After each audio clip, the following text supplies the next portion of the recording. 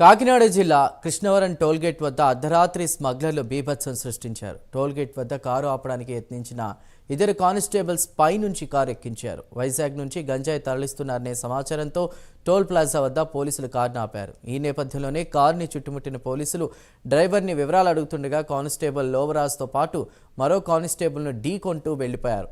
ఈ దృశ్యాలు సీసీ కెమెరాలో రికార్డయ్యాయి. పోలీసులు వెంబడిస్తుండగా రాజానగరం వద్ద దుండగులు కారును వదిలేసి పరారయ్యారు. గాయపడ్డ ఇద్దరు కానిస్టేబుళ్లను ఆసుపత్రికి తరలించి చికిత్స అందిస్తున్నారు.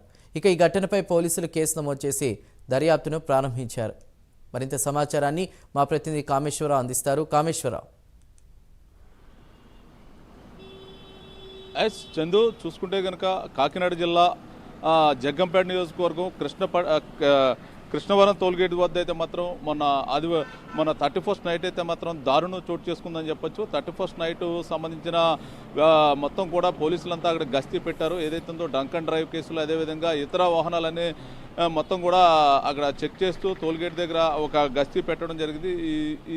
ఇందులో భాగంగా కొంతమంది స్మగ్లర్లు అయితే మాత్రం కాకినాడ నుంచి అయితే మాత్రం హైదరాబాద్కి ఒక కారులో గంజాయిని వేసుకుంటూ వెళ్తున్నారు. ఈ నేపథ్యంలో అక్కడికి చెక్ పోస్ట్ దగ్గర ఏదైతే ఉందో చెక్ పోస్ట్ సంబంధించిన పోలీసులు కారుని ఆపడం జరిగింది. కారును ఆపినట్టు ఆపి స్మగ్లర్లు ఒక్కసారిగా కారులోంచి దిగకుండా అద్దాల్లోంచి సైకిల్ చేసిన పరిస్థితి అయితే ఉంది.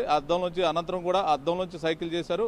పోలీసులు కారును మొత్తం కూడా చుట్టుముట్టి కారులోంచి దిగాల్సిందిగా, కారుని పక్కకు తీయాల్సిందిగా చెప్పి పోలీసులు అయితే మాత్రం చెప్పడం జరిగింది. ఈ నేపథ్యంలో స్మగ్లర్లు అయితే మాత్రం ఆ కారుని పక్కకు తీస్తామని సైకిల్తో చేసి పక్కకు తీసి పోలీసుల నుంచి అయితే మాత్రం కారుని ఎక్కించుకుంటూ అతి వేగంగా టోల్గేట్ను గుద్దుకుంటూ వెళ్ళిపోవడం జరిగింది. ఈ నేపథ్యంలో ఆ కారు ఏదైతే ఉందో కారు సంబంధించిన అయితే మాత్రం పోలీసులు అయితే మాత్రం వెంబడించి కారుని సేజ్ చేసే దిశకైతే మాత్రం కారు వెనకాల వెంబడించారు. అయినప్పటికీ కూడా ఫలితం లేకపోయింది. కారు హై స్పీడ్లో 250 స్పీడ్ పైన అయితే మాత్రం కారుని డ్రైవ్ చేసుకుంటూ స్మగ్లర్లు వెళ్ళిపోయారు. ఈ నేపథ్యంలో జగ్గంపేట హైవే మీద దాటుకుని వెళ్తుండగా జగ్గంపేట హైవే నుంచి సైడ్ రూట్లు ఏవైతే ఉన్నా కెనాల్ రూట్ నుంచి కారు మలిచి కెనాల్ రూట్లో కారును వదిలేసి అయితే మాత్రం దొండగులు పారిపోయారు. ఈ నేపథ్యంలో పోలీసులు పూర్తి స్థాయిగా విచారణ అయితే చేపట్టారు. విచారణలో భాగంగా ఇది మొత్తం వైజాగ్ నుంచి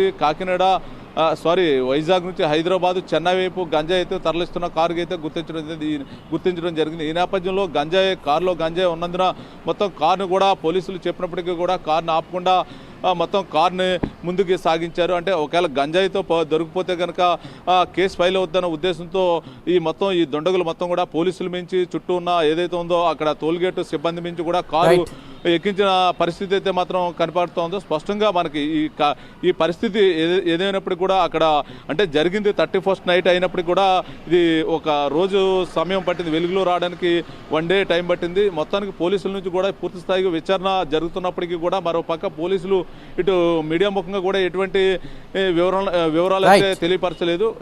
దీని మొత్తం సంబంధించి అయితే మాత్రం పోలీసులు దీనికి సంబంధించి అయితే మాత్రం గాయపడ్డ పోలీసులు ఆసుపత్రిలో చికిత్స పొందుతున్న అనంతరం కూడా మీడియాకి విషయం తెలియడంతో జగ్గంపేట సిఐ శ్రీనివాస్ని అయితే మాత్రం నిలదీయడం జరిగింది. శ్రీనివాస్ అయితే మాత్రం మేము 31st నైట్ ఏదైతే ఉందో న్యూ ఇయర్ తనిఖీల్లో భాగంగా మేము తనిఖీలు చేస్తుండగా గంజాయి బ్యాచ్ అయితే మాత్రం పోలీసులని టోల్గేట్ను గుద్దుకుంటూ వెళ్ళిపోయింది.